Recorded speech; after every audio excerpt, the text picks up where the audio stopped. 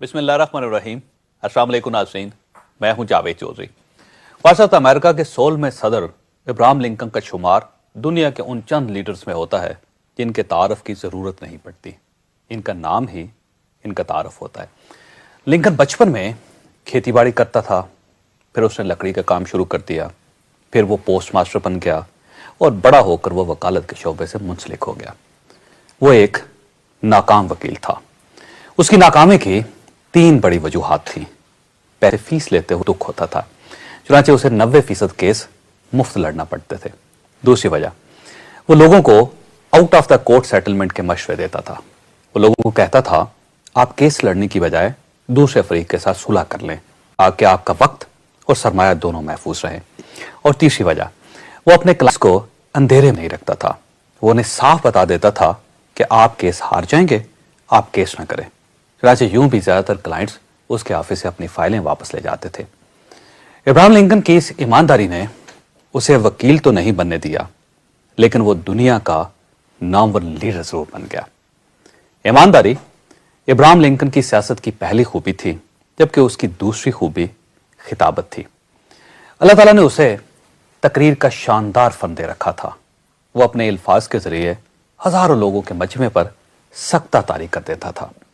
मैं आपको उसकी ईमानदारी और खिताबत का एक मामूली सा वाक़या बताना चाहता हूं। इब्राहिम लिंकन की मशहूर तकरीरों में से एक तकरीर ने फन खिताबत पर ना खत्म होने वाले नक्श छोड़े हैं। लिंकन ने यह तकरीर सेनेट की इलेक्शंस के दौरान स्प्रिंगफील्ड के कन्वेंशन में की थी और यह बाज़ तारीख में डिवाइडेड हाउस स्पीच कहलाई थी।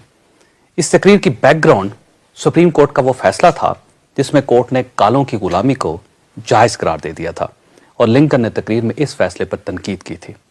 तकरीर से पहले लिंकन इसकी फाइनल रिहर्सल के लिए कमरे में चला गया। उसने कमरा अंदर से लॉक किया और अपने करीबी दोस्त और मशीर हॉर्न डॉन को अपनी तकरीर सुनाना शुरू कर दी।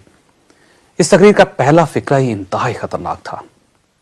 लिंकन ने अपनी तकरीर इस फिक्रे से शुरू की थी, मैं समझता हूं हमारा निज़ाम नहीं चल सकता, क्योंकि इस निज़ाम में आधे लोग आज़ाद हैं और आधे गुलाम।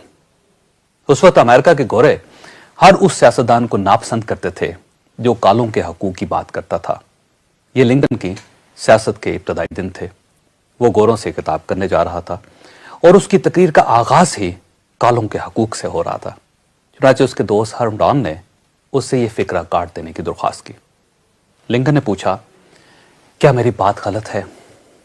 हॉर्न डॉन ने कहा, नहीं, तुम्हारी बात तो दुरुस्त है, लेकिन यह दुरुस्त बात कहने का वक्त नहीं। लिंकन मुस्कुराया और उसने जवाब दिया, सच के लिए मुनासिब वक्त का इंतजार दुकानदार करते हैं, सियासतदान या लीडर नहीं। हो सकता है इस तकरीर से मैं ये इलेक्शन हार जाऊं, लेकिन कम से कम मेरा ज़मीर तो मुतमईन रहेगा। बाज़ा लिंकन ने यह तकरीर की और इस तकरीर के रिएक्शन में उसकी पॉपुलैरिटी का ग्राफ बहुत नीचे चला गया, लेकिन उसने सच बोलना तर्क नहीं किया। यहां तक कि लिंकन अमेरिका का सदर बन गया और उसके हलफ की तकरीब में पहली बार स्याफामों ने व्हाइट हाउस में कदम रखा।